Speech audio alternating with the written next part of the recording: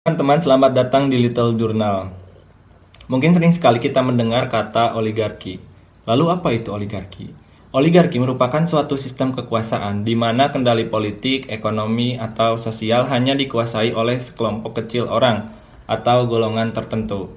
Kata oligarki berasal dari bahasa Yunani, yaitu oligos yang berarti sedikit dan archein yang berarti memerintah. Dengan demikian, oligarki menggambarkan kondisi di mana keputusan penting bagi masyarakat luas justru ditentukan oleh minoritas yang memiliki kekuasaan, baik melalui kekayaan, jabatan, maupun jaringan berpengaruh. Selanjutnya, bagaimana oligarki bekerja? Cara kerja oligarki biasanya berawal dari adanya konsentrasi kekuasaan pada pihak-pihak tertentu.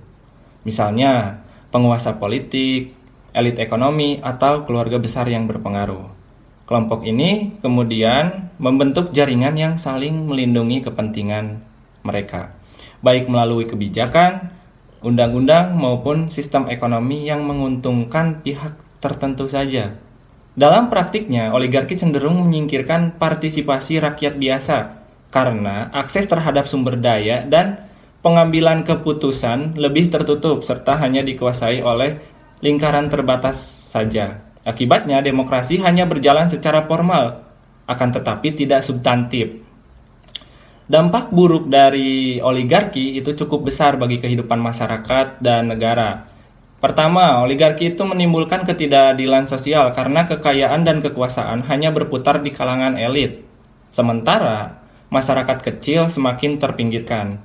Kedua, sistem ini dapat melahirkan korupsi dan penyalahgunaan wewenang, sebab kekuasaan yang terkonsentrasi memudahkan terjadinya kolusi dan nepotisme atau KKN.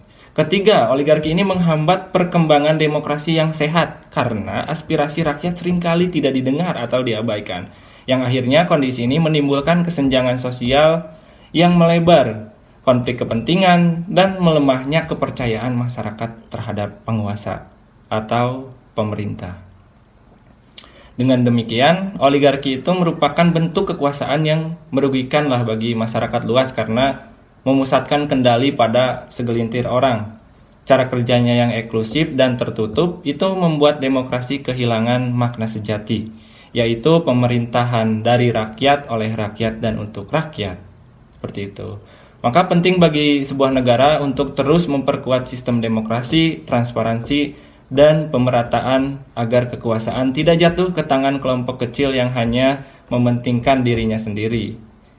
Demikian teman-teman, jika apa yang saya sampaikan kurang tepat silahkan